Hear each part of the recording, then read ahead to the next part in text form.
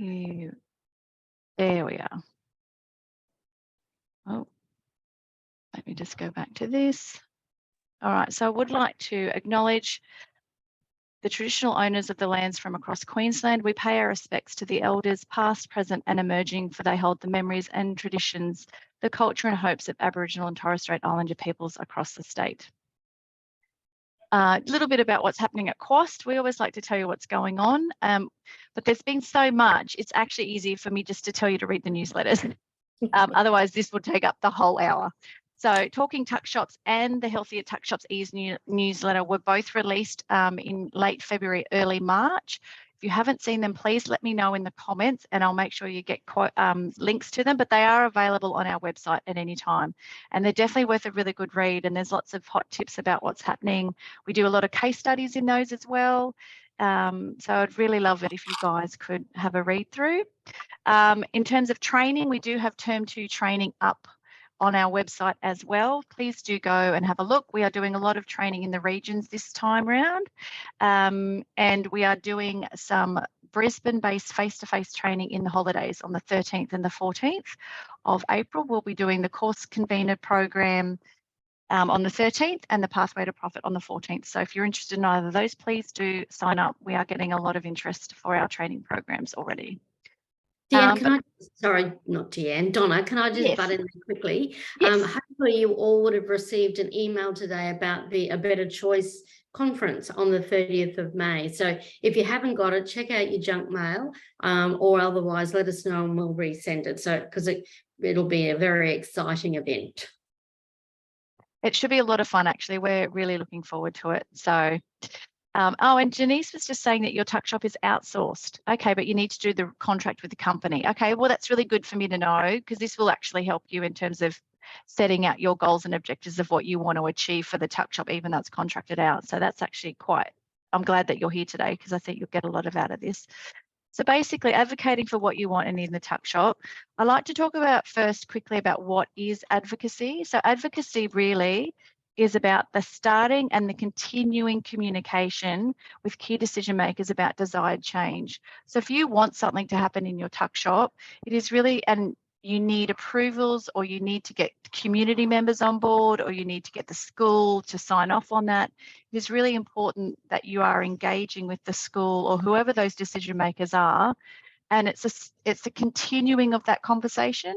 And advocacy, that's where the value of advocacy really comes into play, is where you continue that conversation with those parties to make sure that you are getting those decisions across and that you are actually going to get the desired outcome that you want for your tuck shop, because that's really important. Ultimately, that's what we're all here for, because if you can get that value, then you start to enjoy your job and you actually have a good time doing what you do. So how do you advocate? There's many different ways that you can advocate, but communication sits at the base of all of this. So in terms of communicating the different ways, we're going to talk to you about some reports. So we have some templates here at Quast, which are very, very useful to help communicate your objectives. We'll just go back one slide. And it's important this is something that I like to reiterate. Whenever you're trying to get a point across, or you are trying to force change and other people and that you need to take other people along in that journey, it is really important that you are persistent, so that you're unwavering in your commitment for that change, but that you're very patient, because people may not always be as on board or as willing to come along for that change. Also, be kind and respectful at all times in your communications. That's really, really important. No one appreciates being yelled at in an email, let alone in person, and that brings about emotional connotations and a negative connotation when you're trying to engage with individuals. Being trustworthy and honest is really important, and understanding and considerate. And that's understanding and considerate of other people's point of views, not just your own. And that's really important whenever you are trying to talk to other decision makers or other people about what you want to achieve. In terms of communication tips, these are the top 4. There are probably another 6 that I could give you, but for time's sake, the first one is always set common goals and objectives for what you want to achieve. That is your number one communication tip. You do need to communicate that. So you communicate that through the number 2, which is you set up regular structured meetings. That's really, really important, that tip. So this is where you can keep checking back against your goals and objectives that you've set at the beginning of the year. And by setting up structured meetings, structured get-togethers, it really does help you talk about topics that are sometimes difficult and may require 1 or 2 conversations about it to actually progress in terms of moving it forward. Number 3 is work on communicating effectively. So I've got a little video that I'll show you about miscommunication and the challenges around miscommunication, and best being aware of how you communicate and what you're saying and how the other person is interpreting that. And number 4 is keeping these meetings and the communication around them clear and concise. So provide the highlights, make it clear what actions and decisions or approval are required, trying to remove any of that unnecessary conversation that often just pops up when people start talking about issues. It's nice to keep them focused at the issue at hand. So the first one is setting common goals and objectives. So you've probably all heard of SMART objectives before. Basically, a goal is what will help people work together as a team. So it's about understanding what you want to achieve in that tuck shop, and that's really important that you put that out there. The SMART objectives help you how you will deliver on that goal. So whether it's through training, upskilling, fundraising, changing the menu, hiring more staff, whatever those objectives are, they're all working towards delivering and achieving that final goal. Now, the benefits are reduce reactive demands. So if you have goals and objectives, then it reduces the likelihood that individuals who have been involved in those decision making right up front will then come to you 6 months down the track and want you to do other things. So that's really important to remember, that it does reduce that reactive demand that we quite often get in a work environment. People are like, oh, can we do this or can we do this? If you've got, absolutely, but it's not on our objectives for 2023. Let's look at it again in 2024. Then that puts it to bed, and you don't have to waste time communicating about whether it's a good one or not a good one, because you've already decided your objectives for 2023. And so it'll be considered in 2024, but not today. And that's also that example of setting up expectations, and it improves that understanding between parties about what each other is responsible for and what each other is capable of getting done. So this is also, if you're really time poor as a tuck shop convener and you've been asked to suddenly write down all of your policies and procedures for your tuck shop, which is absolutely an important task that needs to be done, but you are really time poor, it's really important for you to go, I'm really time poor. I need some assistance to get this done because I can't do this as well as my day job. So you either pay me more hours or we get someone else to help.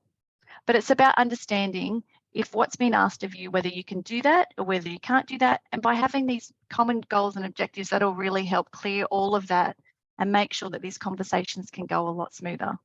Now, I have got a little video here. Now, I was going to show, it's only a minute long.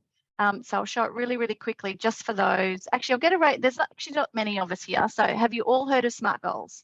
Do you know what it is? Have you all heard of them before? No? Chris has heard, well, Chris and I talk about SMART goals all the time. We might run it then. It's not very long, and it's a really nice way to sort of introduce what SMART goals are, but they are specific, measurable, achievable, relevant, and time-bound. So I'm just going to, let's see if I did try and set this up, to see if I did this. Now, can you see a screen with a video on it instead of the PowerPoint? Yes? And can you hear it? You can hear the noise? No, you can't hear it. Okay, I thought that might be the problem. So what I'll do is I'll send you the link in, that's a real shame that I can't get the volume. It's because, do you know what, just bear with me 1 second. I know what it is. I just need to change my settings really quickly in here we go, 1 second. Oh, we've got another one coming in as well. That's good timing. Here we go. So test speaker. So I'm going to take the speaker as these ones. Can you guys hear that? Did you hear that noise? No. I heard it like a ting noise. Is that what it was? Yeah, sort of a tinging noise. I'll try the video again and we'll see if it works. Can you hear that now? No. No. That's all right. I'll sort it out later. That's fine. All these wonderful things that happen when we start playing around on Zoom. Okay, so I'll send it to you, but essentially specific goals, and we're going to go through some examples, so don't panic. This is why if the video didn't work, I have examples to back us up. So we'll get to the next one, but example of goals and objectives to improve smart choices. So specific is where you need to be specific about the objective. So what is it that you're trying to achieve? Measurable, how are you going to measure that goal? So how, or the objective, so you know that you've achieved it. Achievable, is it something that's actually possible? So something that's probably not possible is Yes. We're still looking at that video. You are. Okay, good. Let me do this. How about that? Is that better? Thank you, Chris. So with achievable, is where you can it's actually achievable for you. So it's something like an unachievable goal would be to rewrite 400 recipes for the Tuck Shop in 6 months. That would be very unachievable. Relevant, it has to be relevant to the Tuck Shop. So what we don't want you to be doing is rewriting the P&C constitution. That is not relevant to your role as a Tuck Shop manager. Time bound. So it also is really important to put a constraint on when are you going to get these goals done by, or these objectives done by. So for example, oh yes, Carolyn, hi. How are you? Well, if you can unmute. Good. I've already got Carolyn. She's from Kepner. How are you, Carolyn? Hello. Yeah, good, Chris. How are you? Good, thank you. Very well, thanks.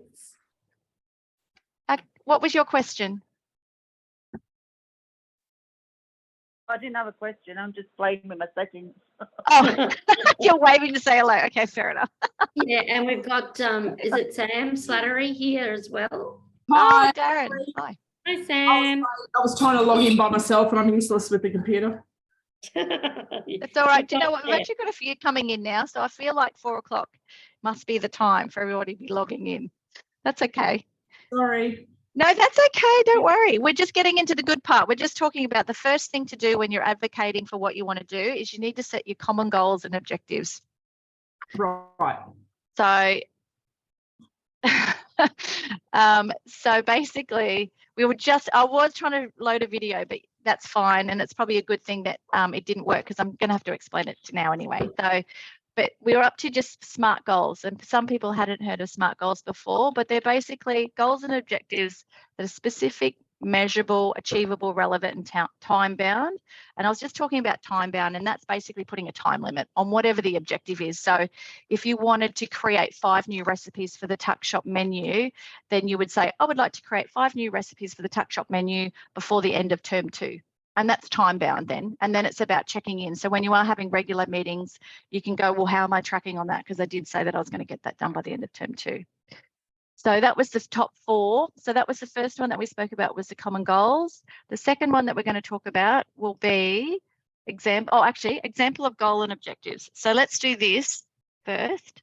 So to improve, the goal is to improve the smart choices rating of a Tuck Shop menu. So the objective is to reduce the number of red snacks on the menu. So that's a really common objective that we all set, but there are some issues with this objective.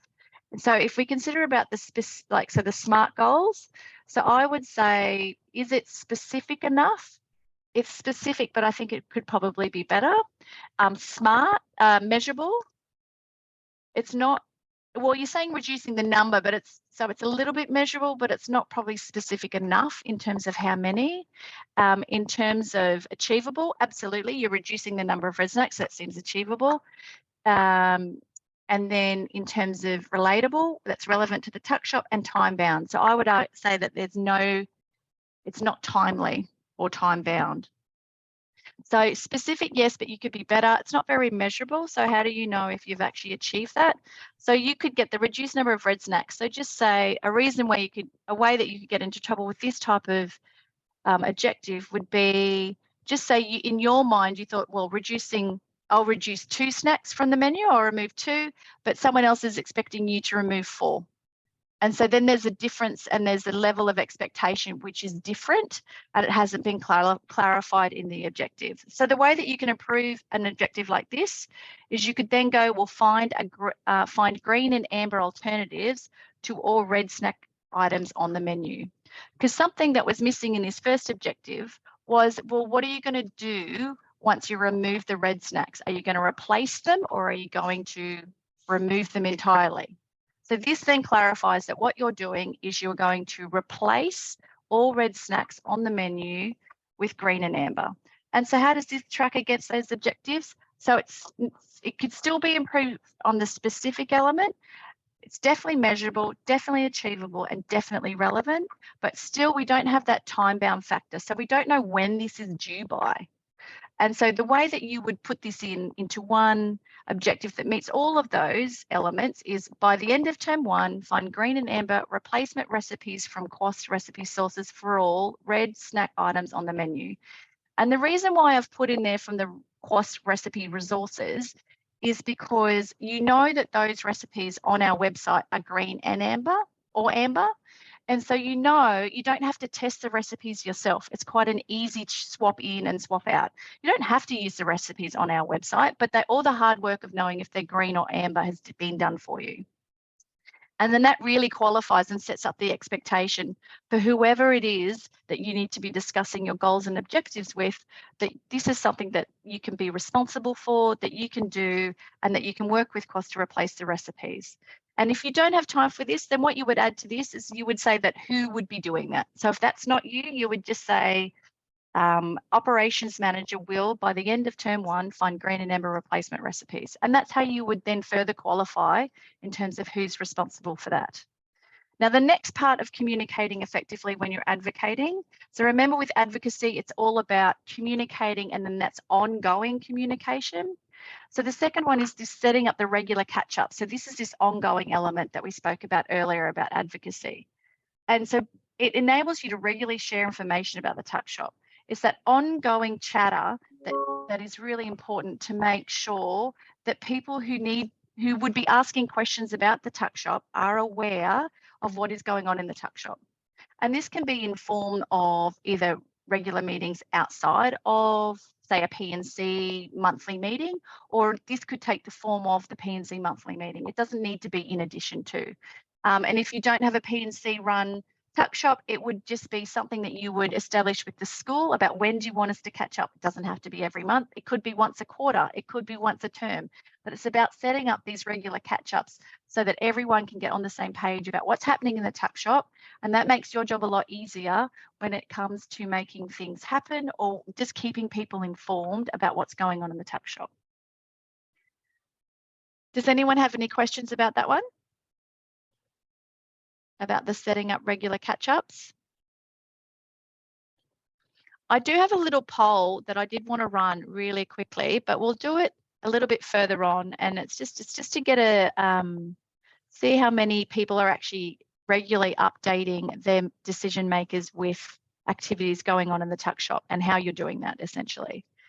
But the third point in terms of communicating and advocating for what you want is communicating clearly in meetings. And so I know meetings can be really tiresome, and we do, and if they're not organised, they can sort of run away from us, particularly if we're not the loudest person in the room. Quite often the people that have the biggest opinion or the biggest voice tend to dominate meetings. And so if you're one of those people that likes to sit back and listen and doesn't like to overspeak over other people, then making sure that you have agendas and reports, so something written, is really, really important, because that will help you then make sure that you can stick to what you want to be talking about and what you want to say. And it also helps for you to make sure that consisting of how information is presented and spoken improves the readability of the content. So what you're saying is repeated on what's on the page. So a really easy way to do that is agendas. So, you know, agendas are just about what are we going to talk about, who's going to talk about it, how long are we going to talk about each thing, and then you just stick to the time. So if the meeting's only for 30 minutes and you've got 4 things to talk about, you might want to split the time 4 even ways, or you might want to say, you know what, we really need to talk about volunteers because we're really struggling with volunteers. We've only got 30 minutes, but let's talk about volunteers for 15 minutes, and the rest of the stuff needs to fit into a 15-minute time frame. And that just helps everybody to stay on task so that everyone can keep in mind of what's happening with the time, and not to run over time, and to make sure you get to talk about the important things. And Chris has a really good comment in that she has said on more than one occasion that if you have something that's really important that you want to talk about, that you talk about that first. Don't leave it to the end, because what will happen is if you leave it to the end, chances are people will want to rush through it and it won't get properly discussed and it won't get the time that it deserves to really be resolved. So that's something that I really recommend. Chris has reminded me of that many times, and I'm getting better at putting my important things up front. Reports are a great way also to communicate to P&Cs and P&Fs and the schools, and depending on how often you do that, depends on how often they require it. But we do have a reporting template that I just wanted to show you really quickly. So this is the one that we recommend that Tuckshops do on a regular basis to their P&Cs. So hopefully that's not too small on the screen. I have got links, which I will send to you in the chat. But essentially, with this Tuckshop report, you just say, we call it, so the facility is whatever the name, the period, so what the month is and who's reporting it. So that could be yourself or someone else could be writing that. So this might be something that you do. If there's someone else who reports on your behalf, then they could also be reporting this as well, but you would have input into this. Now, let me just go back. That wasn't meant to go forward. And the things that we talk about in this report are profit and loss. If you know it, it's okay if you don't, but you would be tracking in terms of orders. So how many orders you did the last month, why there would be certain trends. So for example, maybe you were open on, or maybe you were closed because of a lot of public holidays. And so your profit is down as a result of that. Well, that's all you need to put in there. It's just say, look, we had 3 public holidays, which means we didn't operate for 3 days. So this is why our numbers are slightly lower this month. Staffing and volunteers, how did you go? Equipment and maintenance, production issues and solutions, suppliers, the menu, communication or marketing activities, customer complaints, and anything else that's happening in the tuck shop. And it doesn't need to be any bigger than what this report is, but it's a really nice way for you to jot everything that's been happening down and then to be able to communicate that out to the P&C or to the broader community. Does anyone do a report like this? If you can raise your hand or pop it in the chat at all. Nobody? Would you consider do you think a report like this would be something that you could manage? Is it something that you would be interested in doing? I mean, Diane, from your position as an operations, thanks, June. Would this make sense? If someone from the tuck shop presented this to you every month, Diane, would this help? Well, I actually present to the business manager. Yep. So I have an agenda. I meet with them weekly. We do cover off the tuck shop volunteers. We have a set agenda. So yeah, okay. It's very similar. Oh, good. And do you find that just helps them ticking along in terms of understanding what's going on with the tuck shop? Absolutely, yes. Yep. Yes, absolutely. And do you find it stops some of that reactive response, like randomly throughout the month of what's happening with the tuck shop? They'll wait for 2 weeks and find out what's happening in the meeting, or do they ask anyway? No, I think, and I like to be on the front foot as well, because the business manager reports back to the exec of the school, which is the principal and heads of sub school. So they've got the information that they know what's happening. Okay, well, that's good. So that's sort of passing that information up the channel, isn't it, really? So you don't have to be the one talking to the principal, but you know your information is getting there. Absolutely, yes. And do they use that report to then send it, or do they make their own report, or do they just sort of attach yours and send it up? No, I think they just, I don't actually do a report. It's in my agenda. So, which the business manager gets a copy, but then she feeds that information back through whether it's the exec meetings or her meetings with the principal. Okay. Yeah. And that sounds like that's working quite well. Yes. Oh, good. Carolyn says that she does a report to the P&C meeting every month. Oh, fantastic. And how do you find that, Carolyn? Sorry, Chris. That's okay. Zoom is so bad for this. Like you end up, because there's always a lag, isn't there? I can't see Carolyn. But you're on mute, I think, Carolyn. Do you want me to? I'll unmute you one moment. Oh, where's she gone? There she is. We can see you. We can't see you, but we can hear you. Okay, that's fine. Yeah, no, it's good that I go to the meetings every month, and I do a report every month on what's happening in the canteen. So, and then if there's anything that I require, it's all talked about at that meeting. That's great. Yeah. That's And we've got excellent. Jean saying she does a monthly meeting too, which she has to have a written report for 4 days prior. So hopefully, Jean, this might be useful for that if you're not completely happy with the one you're using. And Janice has said, I note your point about you wish that you got reports like this. You can always raise it and ask if it's something that you would like to receive, Janice. It's definitely, don't be afraid to ask for something like this. And even if it's the first couple, you sit down and work through it together so you can make sure that the information that's getting put into the report is what you're looking for. It's actually a really good way to engage and sort of get things down on paper, but taking the subjectivity out of it. So it's by putting it on paper, it's on the paper, not so much a verbal. And also, oh, sorry, go on. No, you go, Chris. I was just going to say, I just wanted to make sure we welcomed Marianne and Rhonda, who recently joined us. Hello, you've snuck in. I didn't see you. Well, that's great. I'm really glad that people are using reports. And if you need some help with your report, or it's not quite getting what you need out of the community, please let us know, because we're more than happy to work with you on developing those report templates up. But this one, I will send you a link. So at the end, don't log off straight away, because I will put up all of the links to all of the things that we'll talk about. And you can just quickly go into the CWAS website and download it. If you're having any issues, just give us a call. So the final part of advocating in terms of communication is communicating effectively. So this is one which I think we all are victims of at some point in time, where we feel like we are being very clear about what we're saying and the other person is looking at us like, what on earth? Like, it's like you're talking in, like, I don't know, Martian or something.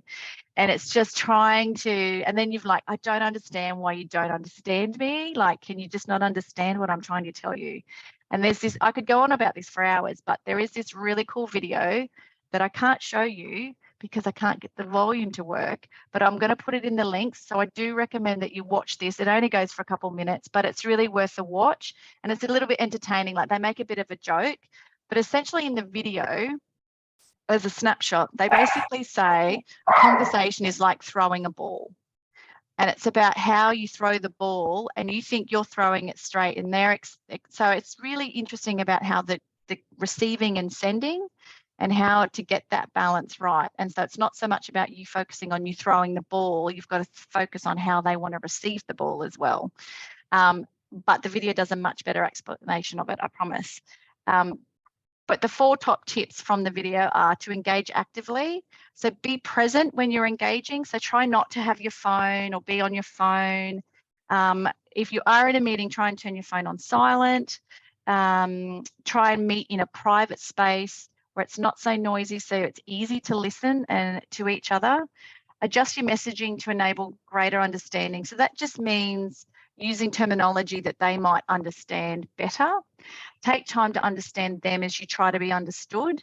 So understanding someone else's position on the issue is really important. So a really powerful question that I like to ask is, this is how I understand this situation. How do you understand it? And by asking that question, you at least understand where they're from. Because even if you're advocating on something and you're asking for something and they completely disagree, it's really important that you understand why they disagree. Because if you can understand why they disagree, then you might be able to find a way around, or a way to get them to see it from a different angle. So a good example is, we had a Tuckshop convener in here a couple of weeks ago for some training, and she just couldn't get the principal's attention. She's new to the role, so she's only been in there since January. She just couldn't get the principal to pay any attention to what was happening in the tuck shop. She's really super keen. She really wants to do a great job, but the principal was just like, no, yeah, we'll meet next week, and kept putting it off and putting it off. And then we were talking about the principal about, so what makes them tick? What do they do in the school? Where do you feel like the principal spends a lot of their focus on? And she was like, well, he's really dedicated to the sporting program in the school. And so then we started talking about that. And then we're like, well, how does the tuck shop support the sporting program? And she goes, oh, we don't. It's like, but is there a way that you could have a conversation with that principal so that you could start talking about the value of the tuck shop in supporting the local community through all of these sporting events and all the different sports that are being played every day? And so I've actually spoken to her last week about this, and she's actually been able to get a meeting with the principal to start talking about the tuck shop. And yes, it's focused on sport and how the food that's in the tuck shop and how that can help around like making sure kids have got enough energy for the sport, but at least you got the meeting and it's a good start. So finding what matters and what's important to the other person is really important when you're starting to engage with them. And also, as with everything, beware of your personal bias that influences you and how you come into a meeting. I know I'm definitely bad for this when I've been engaging, particularly when I was a P&C president for many years, and I was engaging with some parents that I used to get really quite frustrated with because they were always raising problems but never any solutions. And I had to check myself a few times when I was going in to chat to these people because I was so negative going into these meetings. And then I brought that negativity into the meeting and then it didn't go well. So I had to stop and reflect and say, right, let's sit down, let's approach it from a different angle. I started understanding why they were complaining and why they had these problems. And then we were able to figure out solutions together. And it didn't take one meeting, it took like 3 or 4 meetings. And in the end, they became the biggest advocates of the P&C and some of the events that we were running. And they even started volunteering in the tuck shop in the end. So, I mean, it took a good 6 months. That wasn't something that happened quickly. But because we worked together and I stopped and checked myself, that for me was a real turning point in my relationship with those individuals. So it is possible, not always easy, but definitely possible. And so it kind of brings me to the next point, which relationships are key. So we work in a world, particularly in tuck shops, we can try and live in a silo and operate in a silo, but it's really quite difficult, can make our job a lot more difficult to do. So if we are even maintaining small relationships with our key decision makers, it will honestly make our jobs a lot easier at the end of the day. And one of the reasons it's really important is because the more you engage with these decision makers, the more chance you have to develop these positive and really constructive engagements between you. And that's ultimately where you can help get decisions through. So if people start believing in you and start trusting you, then that really does help you make change in the way that you want to make change. So don't give up. I know it's not always easy. But making sure you're trying to focus on the relationships, not just trying to what you achieve, is really, really important. Now, before I go on, does anyone have any questions or any problems that we might be able to talk through together? Because I have got a problem, like a problem solving thing coming up that we can work together as a group. But if there's an actual problem that you guys are experiencing at the moment, I'd much rather go through something with you now and see if we can find solutions for you. Anyone keen to share? No? Okay. So in summary, for those who were a bit late, this is actually not a bad slide. So what we were talking about before at the very beginning about advocacy and what it is. So it's really important then when you want and need something to happen in the tuck shop, that the way that you go about advocating for that is really, really important. So it's the act of supporting a cause, but it's that starting and the continuing communication with key decision makers, which is really key to whether you can get what you would like out of the tuck shop or for the tuck shop. And also going back to those goals and objectives. So setting it up very early on, and ideally goals and objectives for the next year should be set in Q4 or term 4, but there's no wrong time to set up goals and objectives. If you don't have any, and it would just give you a little bit more space and a little bit more direction in the year, there is absolutely no harm setting up goals and objectives now for the rest of the year, or even if it's just for term 2. But if that just allows you to focus on what you need to focus on for term 2, and then you can worry about the rest in term 3, then absolutely have those conversations and be really clear about what you would like to see happen in the tuck shop over the next 2 terms, 3 terms. And at least by having that conversation, and even if they disagree with you, but at least you can say you said it and this is what is going to happen. And if you want me to change these things, then it's about talking about how to make those changes. Does that make sense to everybody? It sounds like a lot of you are doing this anyway, just with your regular reporting with Tuckshops. The bigger issues sometimes that come up that we don't, that, you know, particularly when we have just new decision makers that come in, I find that getting on the front foot and being really proactive and telling them what the Tuckshop is all about rather than waiting for them to come to you is really important, because they don't know you, so you have no relationship with them.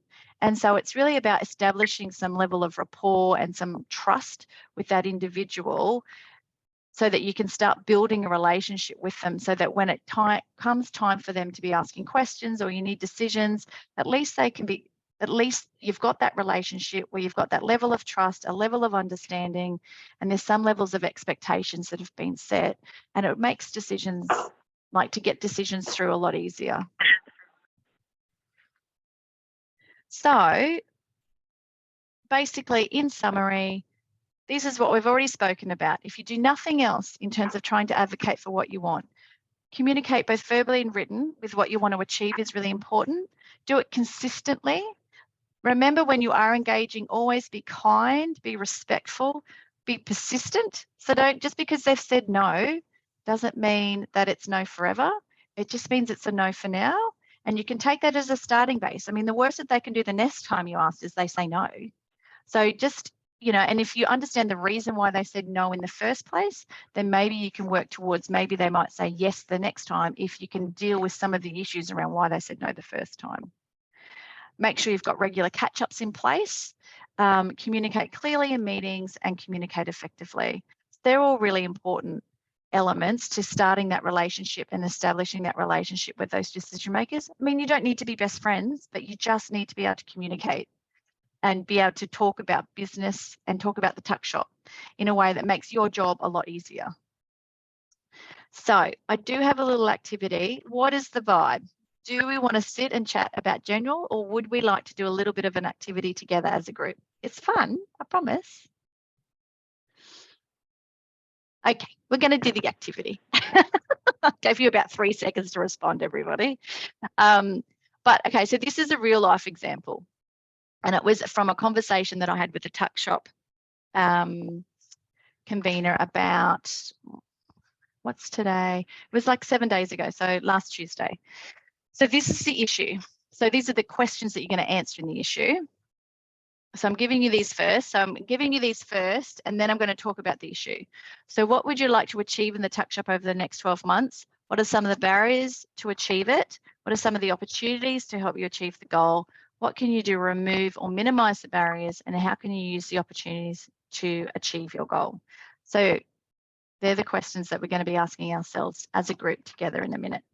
But the background is, you're a new Tuckshop, or you're not a new Tuckshop convener, you're a Tuckshop convener that's been working for 2 years, a new P&C president, or we could say P&F president / operations manager, has been appointed at the AGM / recruited by the school 3 weeks ago. They've only introduced himself briefly once by walking past to say, hello, I am the new president.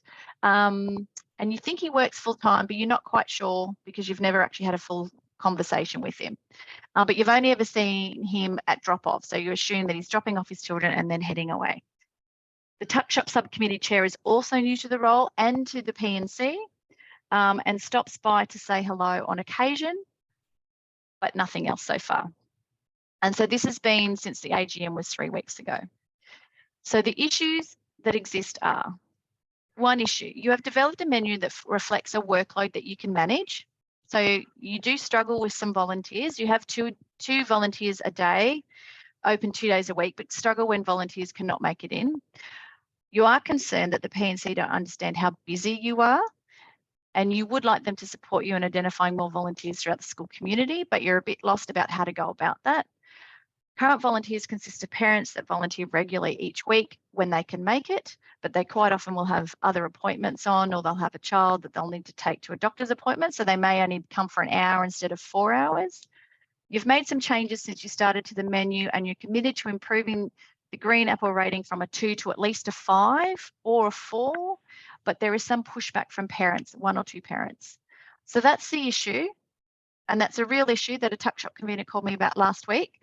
And so as the think tank today, what do you think would be some of the solutions that we can talk to that I could, in terms of providing this Tuckshop convener with more support and more feedback, what would be some of the things that we could do for them?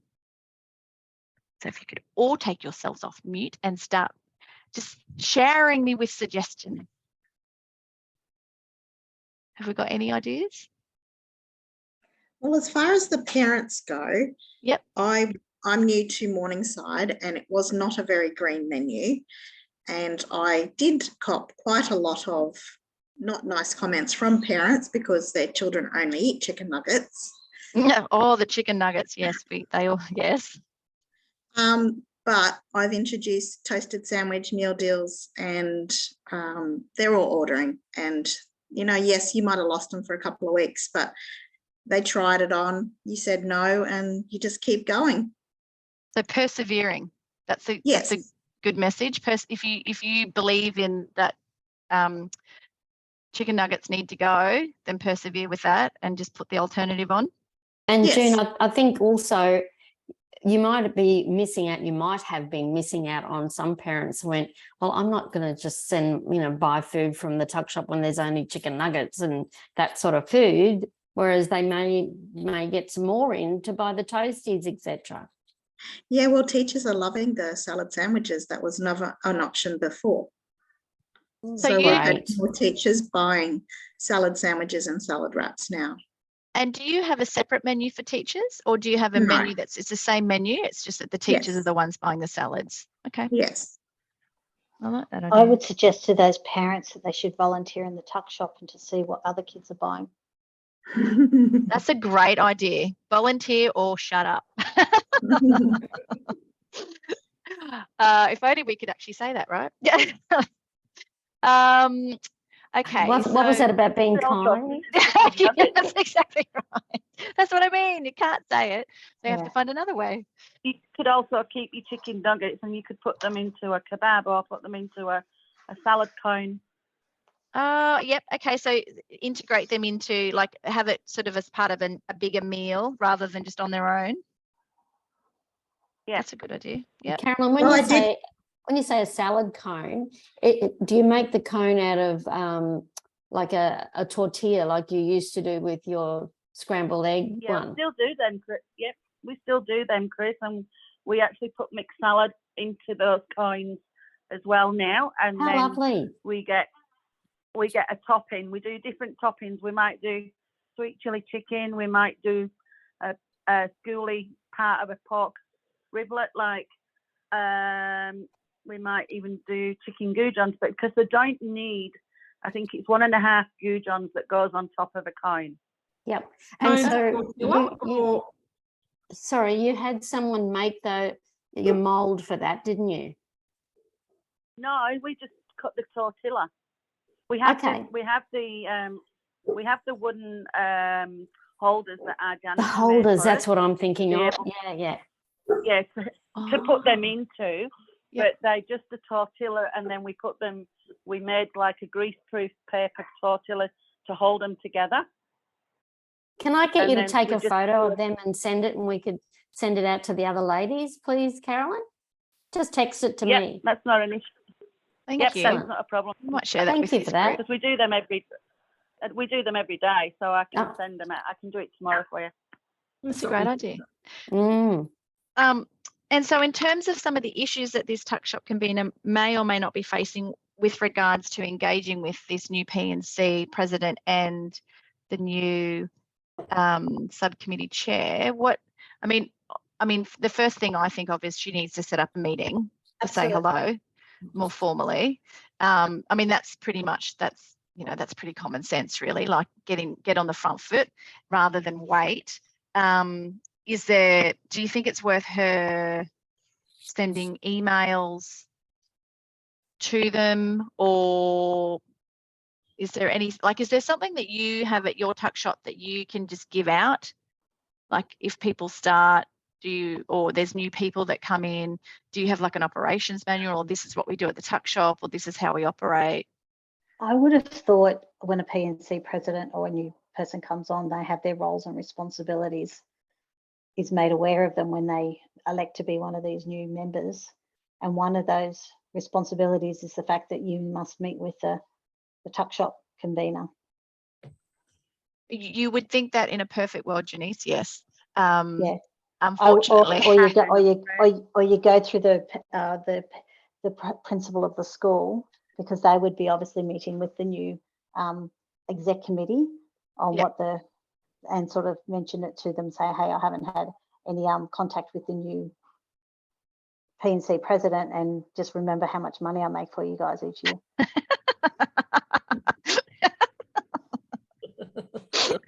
Well, yes, there you go. Never hurts to throw your weight around in that sense. Once again, keeping yourself nice. Nice and polite, but Nice and polite, persistent. yes. Lindy, have you ever had something like this happen with you in your school? No, we're actually run by the school, so we're run by the BM. Yep. And how do you find that with the BM? Like, what's your relationship with the BM? I've known him for a very long time, so we get on really well. We Yep. have a good relationship. Yeah. What And would it? How do you imagine your role if you had a bad relationship with that person? I couldn't imagine it. I wouldn't. Yeah. I wouldn't like it at all. I don't think I could do it. No, to make it, yeah. Well, that's good to know that, because the relationship there sounds like it's been going for quite a long time, which is fantastic. It must just make your day But I fabulous. guess it sort of shows how important it is to get that relationship working properly, and how it is actually worth your while to spend that time and be persistent about making that relationship work.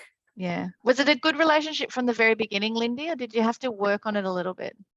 No, it was good right from the start. I actually started off with the P&C, and then school took us over about 12 years ago, and then I pretty much just went straight to working with the school. Oh, that's fantastic. Oh, you're so lucky. Honestly, I No. I know a lot of conveners would be very jealous of your position. Mm.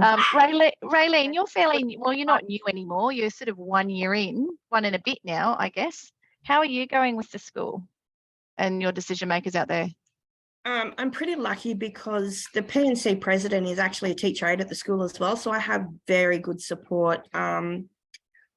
We did change the menu up this year, and the P&C president didn't like a lot of the changes. Yep. Very much that didn't think a lot of the things that were on the menu were red food, which I knew they were. So we kind of changed things up. The chicken nuggets, we actually added the oven baked fried rice to them and turned it into a meal. Sales of them have dropped off, but we do a create your own pizza, and we went from selling 100 pizzas a term to this term I've just hit 400 pizzas. Whoa. Yeah. That's amazing. Yeah, they go somewhere else, don't they? Like they don't stop buying, they just buy something different. Yeah, they just buy something else. So, and the create your own pizza, like we've got a lot of kids who just order a cheese pizza. So, you know, for $2, they're getting a pizza. Yeah, that's pretty good. I don't think you can even get a New York slice in New York for $2 these days, Raylene. Yeah, so, and like our pizzas, we're making the bases from scratch as well. So it's everything. It's not a muffin-based pizza. It's a complete pizza from scratch. Amazing. That is amazing. I wonder with an old, when I say older, a more experienced convener like Rhonda up there from Ingham, how have you found P&Cs and whoever it is that is your sort of manager over the years? Well, we've had the same P&C now for probably 4 or 5 years. That's nice. Yeah. So we've had a fairly even playing field. And has that helped, just having that consistency of leadership in that P&C? Like, is it just, Yes. In the P&C and in the school itself. So, yes, I think so. Because everyone's sort of on, if you've got a problem, you're able to sit down and talk about it and look at everybody's side and come up with a solution. That's great. That's a really great working relationship, that one. That sounds amazing. And Carolyn, I know your relationship with the P&C has been rocky over the years. How have you managed that? Look, at times it has been rocky, Chris, and it's hard work when you've got a P&C that you can't work with. And a lot of the problems is with this situation, is that these people come into these positions and they don't understand that as far as for us in ours, it's big business. It's a business, and they don't understand the business side of things. So therefore, it can get to loggerheads. But at this moment, I actually have a good P&C. We'll see next week. We've got an AGM next week. But I also get a lot of support from the principal as well. So we are not in a bad position at the moment, but I read lots of stories regarding conveners, and my heart goes out. As you know, Chris, I went through a really bad patch, and my principal had to step in and tell that P&C to stay away from the canteen. So I understand, and it can get hard. And if you've got that sort of a situation, it's very hard to resolve. Absolutely. And sometimes the only resolution is no resolution. But I think it's at least to get to that point, it would have been, you wouldn't have gone there from 0 to 100. It would have been a gradual progression to that point where that was the only solution available to either of you in terms of that scenario. Yeah, and as I say, in the principal of the school at that time sort of said to that P&C that she didn't think it would be the right move for them to go forward to put themselves out for the executive committee coming up. Actually, that's a really good point, Carolyn. And I don't know if anyone else is, and I know we're just about to finish up. So this is probably the last, I will, rather than send you the links, I'll email them all out to you so you can head off. But having an advocate in the school community is really important also for you. And it sounds as though from the examples that we've been hearing that there's been quite a lot of, you've been quite lucky in that you've had a lot of advocates working with you to make your job a lot easier, particularly when you have like changes in leadership and everything. So that's really encouraging that there is a lot of support for Tuckshop conveners out there. And I really hope that for all the others that weren't here today, that it's a shame that they missed that, because I think they would have probably enjoyed this conversation. Now, I actually haven't had a chance to speak to Marianne. Before we go, Marianne, did you want to share any of your experiences? I can't see, no. She must be busy. Oh, I've got 2 raised hands. Yes. Have you raised your hands, Carolyn and Janice, for a reason? Have you got a comment or a question? I have, it's Janice. I actually struggle, I mean, our high school's, got over 2,000 students, right? So yep. I actually struggle a lot. I'm the treasurer of the P&C. I struggle a lot with how volunteer organisation can run such large businesses.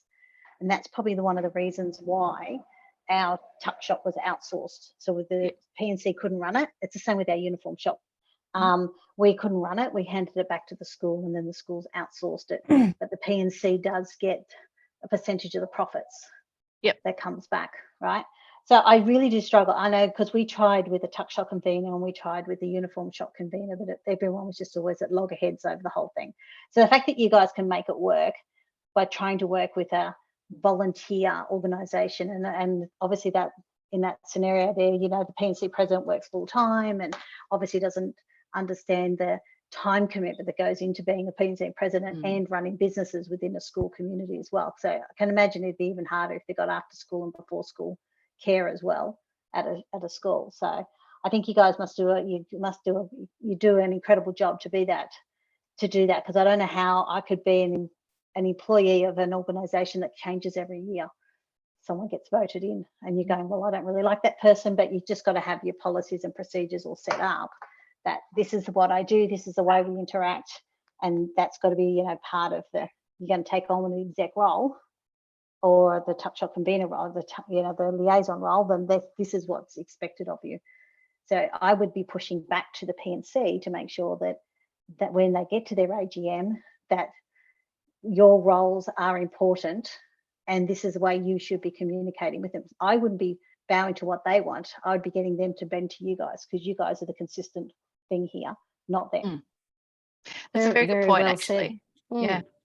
But That's Janice, excellent. also remember that it's possible for particularly high schools, a lot of them are actually, the tuck shops are being run by the school. So have a think about that, because if in fact that is something that the school's interested in, we do have quite a few schools doing that now. And if you need to talk to someone who is doing it. Ours is outsourced to another third party contract through Queensland Education. But it's coming up to contract renewal time, and we're having issues with staffing, I suppose, at the tuck shop, and lack of visibility of what they're doing. So when you were saying you were selling 200 or the amount of pizzas you order a day, I just had a quick look at one of the daily, like we're selling 400 hamburgers a day. So much bigger school though. Oh God, yeah. And I'm thinking, why are the kids ordering so many hamburgers? But I've only just been getting those reports because I've had to ask for them, because there's lack of clarity about what's on the menu as well. Yeah. And Matthew said that his tuck shop's being run by the school. And look, to be honest, we do like to see that. And that's because, as Carolyn was saying, there's a lot of conveners out there who are having difficulties with their P&C. It's a nice way to put it. And we hate to see anyone who's unhappy in their role, or being bullied, or not being listened to, or not being treated with respect. So it's just another option. And particularly in a high school, it seems to be becoming more and more popular. Yeah. And I just wanted to close out really quickly that in terms of the advice, that it's good to know that everyone seems to be of the same ilk. When I was speaking to this tuck shop convener last week, so I did say definitely start meetings, definitely start reporting, putting things in place. If you've got policies and procedures that you haven't written down, start writing them down, but also just communicate your goals and objectives to the P&C and use that as your starting point to get to know these two individuals. And she's a lovely lady, so I'm sure that in 6 months' time that relationship will have blossomed and they'll be having this lovely working relationship. But she has a job to do to educate these people about her role and everything. And I think she was just a bit overwhelmed by the having to educate and start again. So, because it's a lot of energy and a lot of effort. So we know you guys do a really good job, and then having to advocate in addition to everything else you do is not always the easiest thing to do. So now if there were no other questions, I'm happy to close out for today on this network meeting, but I did want to say thank you everybody for joining us. I do really appreciate it. I know it's a funny time in the afternoon. And we are trialing this time. So if this time doesn't work for you, can you just let us know? Like, happy for you to send it in the chat now if there's a different time that works.